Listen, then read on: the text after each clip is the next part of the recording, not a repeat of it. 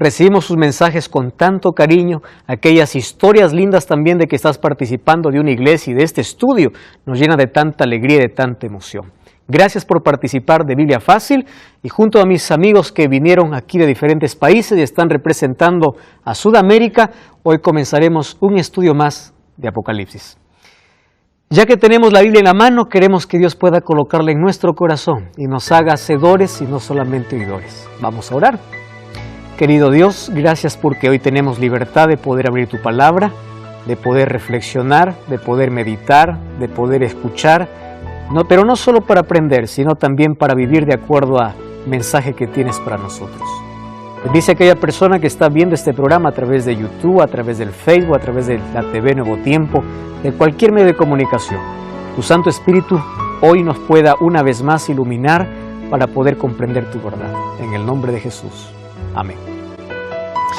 Hoy vamos a hablar acerca del trono de Dios. El trono de Dios es el capítulo 4 y 5 del libro de Apocalipsis. En el capítulo anterior vimos acerca del mensaje que Dios tiene para las 7 iglesias. ¿Cuál es la última iglesia? La Odisea. De paso, la Odisea significa pueblo del juicio, el pueblo del tiempo del fin. Es una iglesia autosuficiente, ¿verdad? Hoy vemos que la autosuficiencia ha tomado parte no solamente del mundo o de las personas que no conocen a Dios. Conozco tantos cristianos autosuficientes, personas que se creen tan llenas de conocimiento por títulos, por grados, pero son vacíos.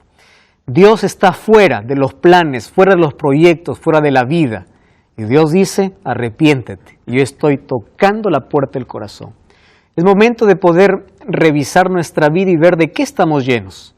Puede estar el bolsillo lleno de dinero, pero el vacío lleno, o el corazón vacío por falta de Dios. La iglesia de la Odisea es una iglesia carente, pero lo peor es que se engaña porque dice que es rica, pero es miserable. Piensa que está bien, pero en el fondo está mal. Lo mismo de decir personas cuando dicen yo creo en Dios, pero no tienen compromiso con Él. Personas que dicen creer en todo, creen en la Biblia, creen en Dios, pero nunca tienen una relación con Él. Es decir, la iglesia del tiempo del fin tiene un grave peligro. O es la indiferencia o es la falta de compromiso. Ahora, después que Dios muestra a Juan de que Él está caminando allí entre las 7 iglesias, ¿recuerdan la visión? Él conoce a cada iglesia, conoce su necesidad, es por eso que cada uno le dice, yo te conozco, yo sé quién eres, yo sé qué te falta, yo me presento así de esta manera porque sé cuál es tu necesidad. Dios nos conoce de manera individual. Y eso es lo lindo, ¿verdad? No pasamos por desapercibidos ante Dios. Dios no ve un grupo de personas, Dios ve cada corazón, cada intención. A una iglesia le decía, yo conozco las intenciones de tu corazón y de tus riñones, haciendo referencia a las emociones y al intelecto. Ahora, vamos a cambiar de escenario, porque ahora de la tierra pasamos al cielo. Y es la visión que hoy Juan nos va a compartir, el trono de Dios. El planeta es gobernado por Dios, no está entregado al caos. Hay muchas personas que piensan que Dios se olvidó de este planeta, que nadie está al control de este planeta. Y ellos dicen, si Dios estuviese al control de la humanidad, ¿por qué existe tanto desastre? ¿Verdad? ¿Por qué hay tanto dolor? ¿Por qué sufrimiento? ¿Por qué hay terremotos? ¿Por qué hay guerras? ¿Dónde está Dios para que pueda controlar todo este asunto? Entonces, hay una lucha aquí en este mundo entre dos fuerzas, la de Dios y la del enemigo.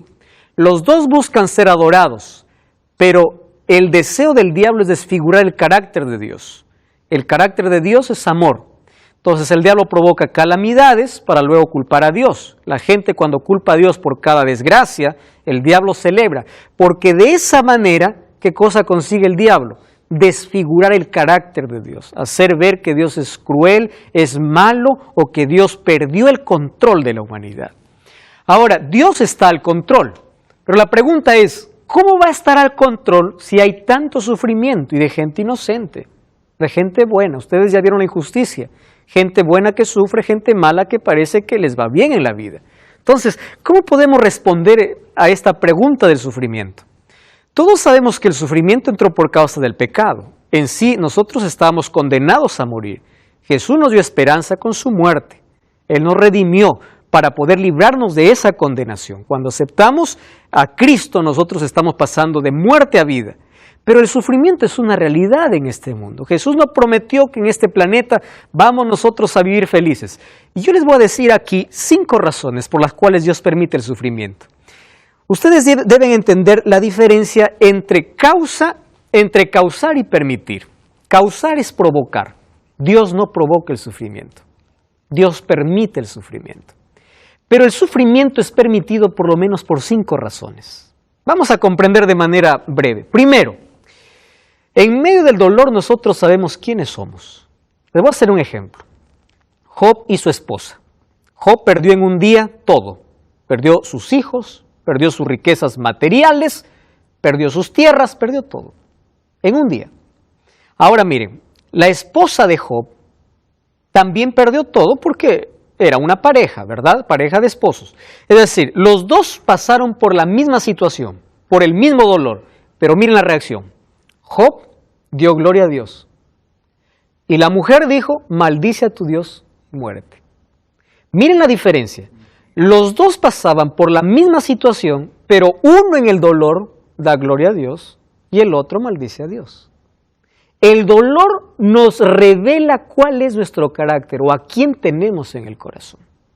Número 2, con el dolor nosotros nos damos cuenta lo peligroso que es el pecado. Les voy a hacer un ejemplo. ¿Ustedes imaginan cómo sería el mundo sin dolor, sin hospitales, sería un paraíso, ¿verdad? Entonces, nosotros no entenderíamos qué es pecado. ¿Por qué? Porque el pecado no trajo consecuencias. Cuando hay dolor, el dolor nos explica lo peligroso que es el pecado. Sin el dolor, nosotros no explicaríamos cuán peligroso es el pecado. Todo sería de maravilla. Y número 3, el dolor hace que podamos correr a Dios. Hay lecciones que no aprendemos en la vida, menos que no pasemos por un momento doloroso. Entonces, una situación que puede provocar destrucción al ser humano puede resultar en bendición, porque en lugar de destruirnos, nos hace refugiarnos ¿en quién? En Dios. Número 4, el dolor hace que podamos fortalecer nuestra relación con Dios. Eso es lo lindo. Conocí una señora que decía, pastor, nunca oré tanto en mi vida como desde cuando me enteré que tenía cáncer. Nunca oré tanto. El dolor nos hace aferrar a Dios. Y número 5, si en el mundo no existiera dolor, nadie quisiera estar en el cielo. ¿Para qué? ¿Verdad? Yo estoy feliz aquí. Aquí no hay dolor, aquí no hay sufrimiento. ¿Para qué quiero Dios? ¿Para qué necesito del cielo si la tierra es sin dolor? Entonces, el dolor no es causado ni provocado por Dios, pero es permitido por Dios, porque a través del dolor también somos alcanzados. Pero Dios está al control del universo. Ahora, el capítulo 4 nos traslada de la tierra al cielo. Ahora, no aparece Jesús caminando como sumo sacerdote entre las iglesias, sino aparece como rey. Capítulo 4, la escena se traslada al trono celestial. El trono está rodeado por seres celestiales para celebrar una ocasión especial, un evento específico y decisivo en la historia del universo. ¿Cuál es? Es que aquí Juan está a punto de ver cómo Cristo es exaltado y glorificado después que subió al cielo. La Biblia dice que fue a la diestra del Padre. Ahora, ¿cómo sucedió ese evento? Eso nos explica. Ahora, ¿cómo entendemos eso? El capítulo 3, versículo 21 dice, el que venciere se sentará conmigo en mi trono, así como yo he vencido y me he sentado con mi Padre, ¿dónde? En su trono. La promesa para el vencedor es sentarse ¿dónde? En el trono. Pero dice, tú te vas a sentar en el trono porque yo ya estoy sentado en el trono. Yo ya vencí. Ahora, ¿cómo es que Jesús se sentó en el trono? Ahora nos explica el capítulo 4 y el versículo 5. Miren, la palabra trono aparece 14 veces en el capítulo 4, es decir, es el centro de todo lo que sucede. 1 Timoteo 6:16 dice que Dios está rodeado de una luz extraordinaria. Ahora en el capítulo 4 encontramos la majestuosidad. Y allí en el capítulo 4 Juan dice, vi que uno estaba sentado. Ni siquiera menciona el nombre de Jesús, nada. Uno, ese uno hace referencia ¿a quién? A Dios Padre. Él está sentado en el trono. El trono simboliza el derecho a reinar, el poder real, la autoridad sobre el reino. Estar en el trono significa el poder para reinar. Ahora, en ese trono hay esplendor deslumbrante, el trono de Dios es la fuerza controladora del universo. Ahora Juan va a ver cómo es el trono de Dios. Vamos a Apocalipsis capítulo 4, versículo 1 hasta el versículo 3. ¿Sí? Vamos a Apocalipsis 4, 1 al 3. Allí dice, después de esto miré y había una puerta abierta en el cielo. Pablo, ¿tú puedes seguir leyendo, por favor? Versículo 1 hasta el versículo 3. ¿Del 1? Sí, del 1 al 3. Después de esto miré, y he aquí una puerta abierta en el cielo, y la primera voz que oí como de trompeta, hablando conmigo, dijo, sube acá. Y yo le mostré las cosas que sucederán después de estas. Y al instante yo estaba en el Espíritu, y he aquí un trono establecido en el cielo, y en el trono uno sentado. Y el aspecto del que estaba sentado era semejante a la piedra de jaspe y de cornalina, y había alrededor del trono un arco iris, semejante en aspecto a las esmeraldas. Wow. Solo hasta ahí, porque después vamos a seguir describiendo. Gracias, Pablo. Miren qué interesante. Ahí está el trono y ahí está uno sentado, Dios Padre. Miren la majestuosidad. No dice que el trono era una piedra de jaspe, dice, era como. Es decir, él no encuentra palabras para describir. Lo más parecido es esto, dice. No puede describir. Ahora, fíjense lo que está viendo aquí Juan. ¿Qué cosa está viendo? El santuario. ¿Recuerdan cuando Dios mandó a Moisés a hacer un santuario? El santuario tenía dos compartimentos, lugar santo y lugar santísimo. En el lugar santísimo estaba el arca del pacto y ahí estaba la gloria de Dios, el Shekinah.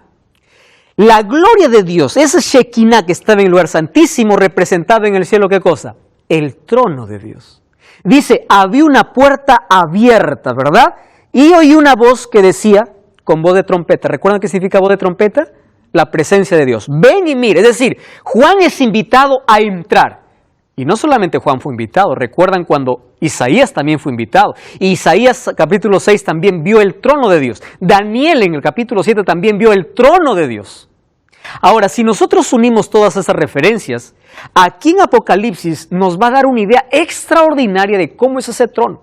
Mas no está descrito de manera perfecta, porque está en un lenguaje humano, que no puede describir la perfección de allá, pero nos da una idea de lo que significa ese trono.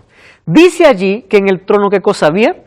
Un arco iris, ¿verdad? Y había, dice, un arco iris. ¿Cuándo comenzó el arco iris en la historia de este mundo? Con Noé. ¿En qué momento? Después del diluvio. Dios hace una promesa. Arco iris es igual a ¿qué? A promesa. ¿Cuál era la promesa que Dios hace? Nunca más será la tierra castigada con agua, ¿verdad? Entonces cada vez que llueve, dice tú vas a ver mi arco entre las nubes. Hoy el arco iris es usado como símbolo de una perversión. Sin embargo, es la representación de la promesa de Dios. Ahora, fíjense, ¿por qué es que el arco iris está encima del trono? El arco iris en sí es una ilusión óptica, ¿verdad? Uno ve el arco iris y uno se acerca y dice, va a abrazar el arco iris, y de pronto no abraza nada, es una ilusión óptica. ¿Por qué? Porque el arco iris es la unión de ¿qué? Del agua con la luz del sol. Es decir, es la mezcla de dos elementos, agua y luz del sol. ¿Qué representa el arco iris en el trono de Dios? Vamos a ver lo que dice el libro de Salmos capítulo 97, versículo 2. Karina, ¿puedes leer, por favor? Aquí dice, ¿qué dice Salmos 97, 2? Toma el micrófono allí. Salmo 97, 2. Dice así. Son la base de su trono. Justicia y misericordia. Correcto. Entonces, hay dos cosas que es la base del trono de Dios. ¿Qué cosa es? La justicia y la misericordia. ¿Cómo es formado el arco iris? Por la unión de ¿qué? Del agua y del sol. Justicia y misericordia, así como el agua y el sol, se mezclan para armar un arco iris. En el trono de Dios está mezclado ¿qué cosa? La justicia y la misericordia. En el trono aparece el arco iris como símbolo de su promesa y de su justicia y misericordia. Satanás anheló ese trono. Él quiso el trono de Dios. Por eso él se rebeló contra Dios. Sin embargo, allí nosotros encontramos algunos elementos interesantes, ¿verdad? Miren el versículo 4. Vamos a Apocalipsis capítulo 4, el versículo 4. Dice así, alrededor del trono habían 24 tronos. Interesante. Había un trono principal ¿Y qué más había? 24 más. Y en los tronos vi sentado, ¿a cuánto dice? 24 ancianos. La palabra anciano en la Biblia significa un ser digno, autoridad. ¿Correcto? No significa alguien que esté en la parte final de la vida. 24 ancianos vestidos de ropas blancas con coronas de oro en su cabeza. ¡Wow! Ahora, si el arcoíris representa la justicia y la misericordia, ¿a quién representan los 24 ancianos?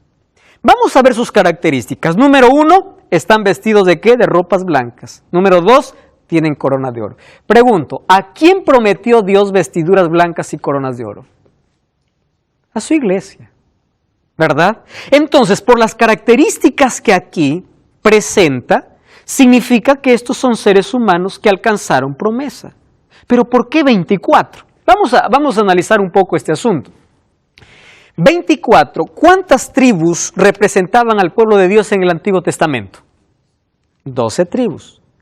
¿Con cuántos apóstoles Cristo fundó su iglesia en el Nuevo Testamento? Con 12. 12 más 12, ¿a cuánto da? 24. Quiere decir que los 24 ancianos es una representación del pueblo de Dios en toda la historia, tanto del Antiguo como del Nuevo Testamento. 12 igual a 24. Pero ¿por qué son 24 ancianos? Dice, ellos tenían ropas blancas, coronas de oro, allí en la cabeza. Muy bien, vamos a Mateo capítulo 27. ¿Sí? Mateo capítulo 27, versículo 50 al versículo 53. Aquí nos va a aclarar este asunto. Mateo capítulo 27, versículo 50 al versículo 53. Miren lo que dice, este texto es impresionante. Mateo 27, 50 al 53. Dice así, Jesús habiendo otra vez clamado a gran voz, entregó el Espíritu. Entonces el velo del templo se rasgó en dos, de arriba abajo. La tierra tembló, las rocas se partieron. ¿Está? Ahora, Felipe, ¿puede leer el versículo 52? Toma el micrófono, por favor. 27, 52. ¿Qué dice allí? Y se abrieron los sepulcros y muchos cuerpos de santos que habían dormido se levantaron. Wow. ¿En qué momento ocurrió esto? Cuando Jesús murió. Entregó el Espíritu. ¿Qué más dice? El templo se rasgó, sepulcros se abrieron y muchos cuerpos de santos que habían dormido se levantaron. Y después que Él resucitó, salieron de los sepulcros y entraron a la ciudad santa. ¿Cuál es la ciudad santa? Ahora fíjense, cuando hace referencia a 24 ancianos, significa que hubieron personas que resucitaron cuando Cristo murió. Y según Efesios 4:8, ellos fueron llevados como primicias al cielo. Nosotros en la Biblia por lo menos encontramos a tres seres humanos que están en el cielo. ¿Se acuerdan en la transfiguración? Cuando los discípulos vieron a Jesús, ¿con quién estaba? ¿Con Elías?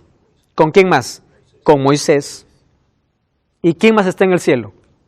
Enoc. Dios se lo llevó. Tres personas, la Biblia dice con claridad que están en el cielo. Seres humanos. Ahora, a esos tres se unieron otros que también resucitaron. Y por las características que ellos tienen, entonces, ellos son la representación de la humanidad fiel que ya está en el cielo. Ahora, es interesante que nosotros podamos ver, esos seres humanos no están en el cielo para interceder. Hay algunos que dicen, vamos a interceder. Pastor, ¿y quién? A ver, ¿Pablo estará en el cielo? No. ¿Por qué no está Pablo en el cielo? ¿Por qué Pablo en 2 Timoteo 4, 7 y 8 dice, yo estoy listo para ser sacrificado, hablando de su muerte? Dice, pero me está reservada la corona de justicia en aquel día. Además, él no participó de la resurrección cuando Cristo murió. Entonces, si hay seres en el cielo, significa que hay representantes del pueblo de Dios, que son seres humanos, y están dando gloria a Dios. Además, el versículo 6, ¿qué cosa dice? Capítulo 4, versículo 6. Apocalipsis, capítulo 4, versículo 6 dice, también delante del trono había un mar de vidrio semejante a, ¿qué dice? Al cristal, y junto al trono y alrededor del trono había 4 seres vivientes. Estaba lleno de ojos por delante y por atrás. Llenos de ojos. Ahora nos complica el asunto, ¿no? Hay 24 ancianos. ¿Y ahora qué cosa hay? 4 seres vivientes. ¿Saben ustedes que Ezequiel capítulo 10, versículo 14, ya hablaba acerca de estos seres? ¿Recuerdan ustedes que Apocalipsis está escrito en base al Antiguo Testamento? Muchos textos de ellos. Miren lo que dice Ezequiel capítulo 10. Vamos a Ezequiel capítulo 10, versículo 14. Miren esta declaración. Dice así, Ezequiel 10, 14, a las ruedas, oyéndolo yo, se le gritaba rueda. Cada uno tenía 4 caras. La primera era un rostro de querubín, la segunda de hombre, la tercera de león, la cuarta era de águila. Vamos al versículo 20, miren, versículo 20 al versículo 22. Estos eran los mismos seres vivientes que vi debajo del Dios de Israel, junto al río Quebar, y me di cuenta que eran, ¿quiénes dice? ¿Qué eran ellos? Querubines. Cada uno tenía 4 caras, ¿y qué tenía? 4 alas, y figuras de manos humanas debajo de ¿dónde? De sus alas. Vamos a volver a Apocalipsis capítulo 4. ¿Está bien? Apocalipsis capítulo 4, versículo 4 al versículo 6. Entonces dice, alrededor del trono, o el versículo 6, dice, también delante del trono había como un mar de vidrio, semejante al cristal. Junto al trono y alrededor del trono habían 4 seres vivientes llenos de ojos por delante y por detrás. Versículo 7, ¿qué cosa dice? El primer ser viviente era semejante ¿a qué? A un león. El segundo, a un becerro. El tercero, rostro de hombre. El cuarto, un águila volando. Los 4 seres vivientes tenían cada uno 6 alas y alrededor, por dentro, estaban llenos de ojos y de día y de noche decían sin cesar, Santo, Santo, Santo es el Señor Dios Todopoderoso, el que era, el que es y el que ha de venir. Según Ezequiel, Ezequiel ya vio esta visión. ¿Cómo lo llama esto a Ezequiel? Querubines. Ahora, es interesante las características que tienen estos seres. 6 alas y lleno de ojos. 6 alas significa rapidez de movimiento y ojos significa inteligencia. Ahora fíjense una cosa. Esto puede representar a un orden exaltado de ángeles involucrados en servir a Dios y conducir a los ejércitos celestiales en la adoración y la alabanza a Dios. Porque ahí dice que todos ellos decían, Santo, Santo, Santo. Además, las características de estos seres vivientes son las características que se dan a los ángeles. Por ejemplo, Salmo 103:20 dice que los ángeles tienen fuerza como león. Hebreos 1:14 dice que tiene la capacidad de servir. Esto puede ser representado como un buey. Tiene inteligencia como un hombre. Lucas 15:10 dice que los ángeles celebran cuando un pecador se arrepiente. Y tiene velocidad de un águila. Entonces, 4 figuras también representan características de ángeles. Entonces, lo que se cree aquí es que esto es un orden exaltado de ángeles involucrados para servir a Dios. Pero también se dice que estos 4 seres vivientes, según la visión de Ezequiel capítulo 1, versículo 4 a 10, puede representar al pueblo de Dios en el Antiguo Testamento. Representar. Pero son seres que existen, ¿correcto? Pero representan al pueblo de Dios en el Antiguo Testamento. 40 años estuvo en el desierto. 41 veces se movieron. Ahora, ellos tenían una manera interesante de ser organizados. Cada vez que el campamento se movía, ellos tenían 4 tribus líderes, ¿verdad? 4 tribus líderes. Cuando ellos se instalaban, el santuario estaba en el centro y las 4 tribus rodeaban allí el santuario. ¿Quiénes eran esas 4 tribus líderes? Era Judá, Efraín, Dan y Rubén. Se dice que estas 4 líderes tenían 4 símbolos. Por ejemplo, Judá tenía como símbolo el león. La Biblia menciona al león de la tribu de Judá, ¿verdad? El símbolo de Judá era el león. De Efraín era el buey. De Dan era el águila y de Rubén era un rostro humano. Entonces dice que ellos pueden representar, no es que son, representar al pueblo de Dios en el Antiguo Testamento. ¿Significa que el pueblo de Dios en el Nuevo Testamento no tiene representación? Hay algunas cosas que estuvimos analizando acerca del trono de Dios. Primero, que la justicia y la misericordia son la base de su trono y está representado en un arco iris, como aquel que es fiel siempre a su promesa. También vimos 24 ancianos que representa a la humanidad, o representa a toda la humanidad, ¿verdad? Desde el comienzo de los tiempos hasta el final, de redimidos. Y también vimos 4 seres vivientes. Allí vemos que ellos dan gloria a Dios, adoran a Dios, están al servicio de Dios y se dice que ellos pueden ser ángeles que tienen una orden especial para poder llevar a toda la hueste angelical a adorar a Dios. Y también estos 4 seres representan al pueblo de Dios en el Antiguo Testamento, representado por las 4 tribus líderes. Esas 4 tribus eran Judá, Efraín, Dan y Rubén, que eran el símbolo que ellos tenían allí en sus banderas. Ahora, ¿cómo representan esos 4 seres vivientes al Nuevo Testamento? ¿Verdad? A la iglesia primitiva. Entonces, un análisis extraordinario se hizo de que Cristo en el Nuevo Testamento, en los Evangelios, es visto de 4 maneras diferentes su ministerio. Por ejemplo, el libro de Mateo hace énfasis en Jesús como rey. La mayor parte de sus enseñanzas, por ejemplo, Mateo 25:34, dice, entonces el rey dirá, haciendo referencia a ¿quién? A Cristo.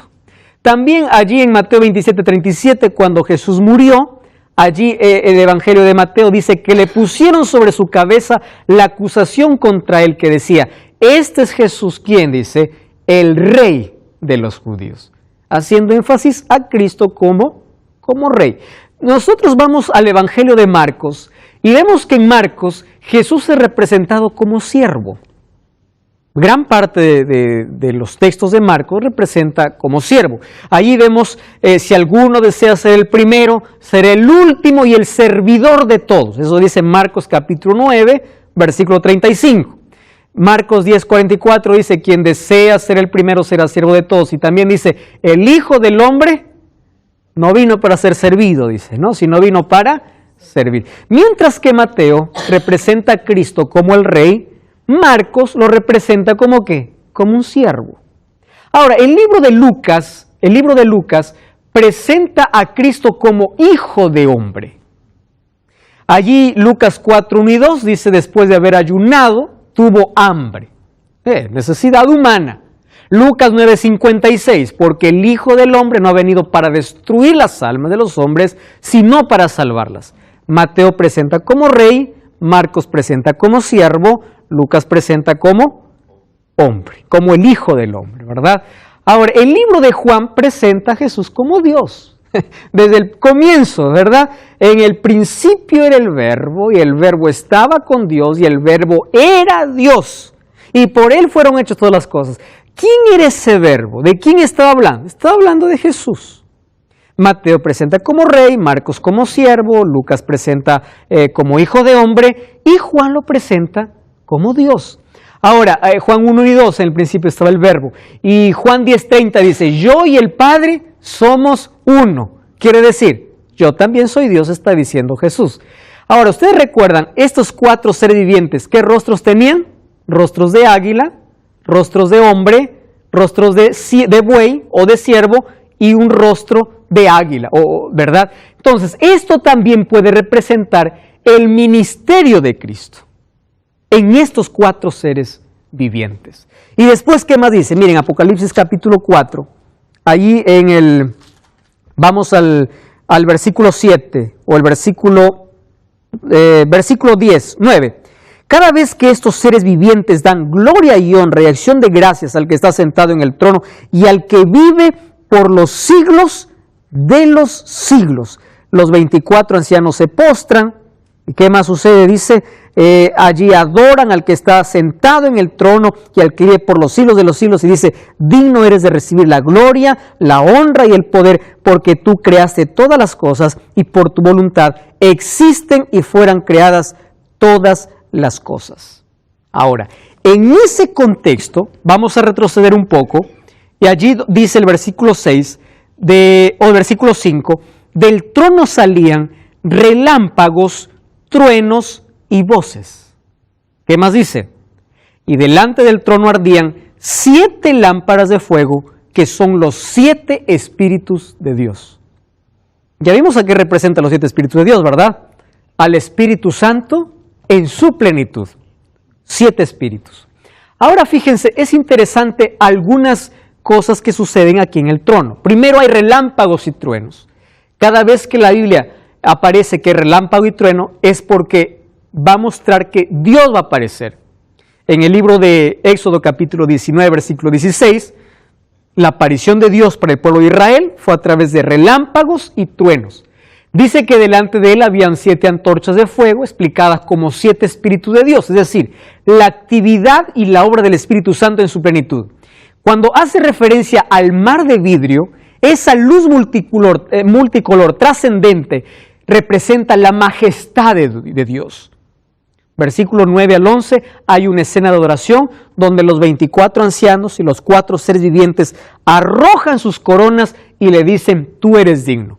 Ahora, la esencia de la adoración se debe a 2 cosas. Miren, versículo 11 dice, tú eres digno de recibir la honra, la gloria y el poder, porque tú creaste, ¿qué cosa dice? Todas las cosas. Vamos al capítulo 5, versículo 9. Encontramos la otra razón por la cual se adora. Dice así, cantaban un cántico nuevo diciendo, digno eres de tomar el libro, digno de abrir sus sellos, porque tú fuiste inmolado y con tu sangre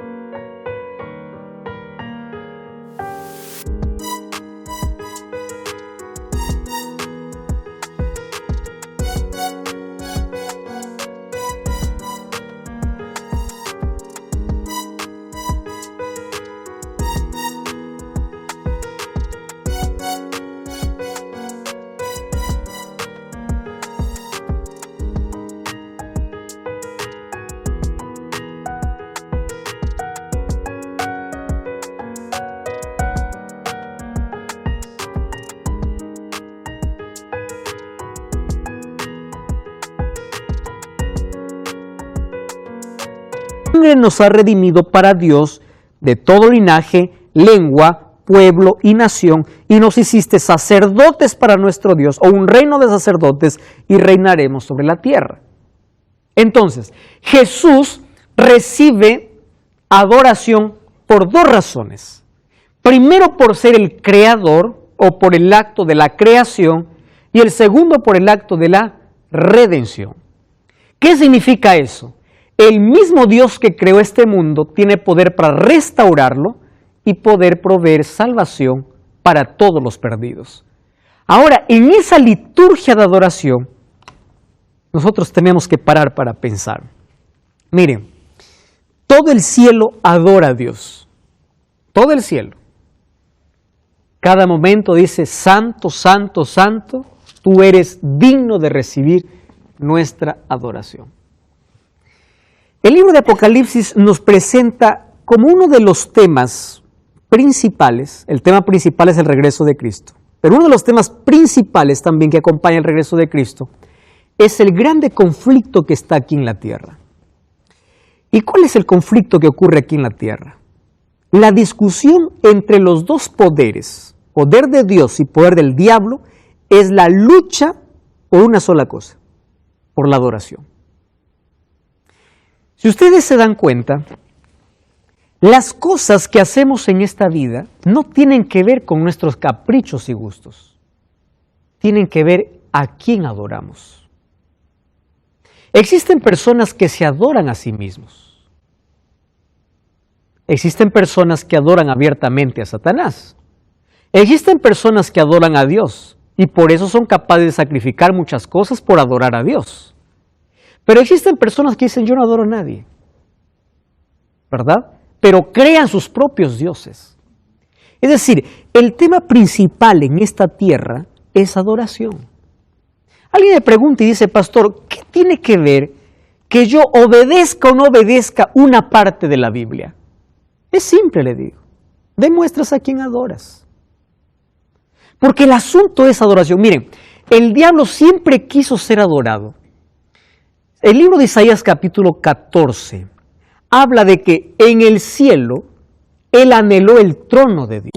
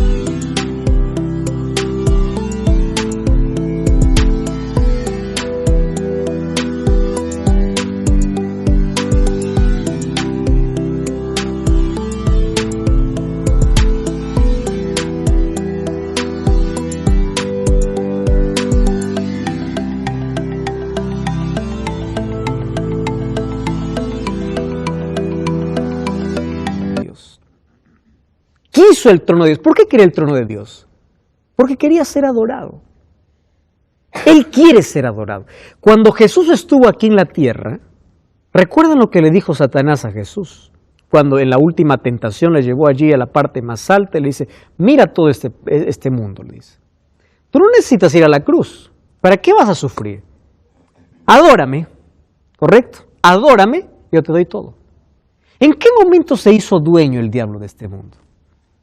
El momento que el ser humano le cedió autoridad, porque Dios regaló este planeta al ser humano, para que lo pueda administrar. Pero el ser humano regaló o cedió esa autoridad. Y ahora Jesús dice incluso que Satanás es el príncipe de este mundo, porque el ser humano cedió esa autoridad. Pero más allá de eso, vamos a pensar en lo siguiente. Miren, en este mundo existe tanta filosofía humana.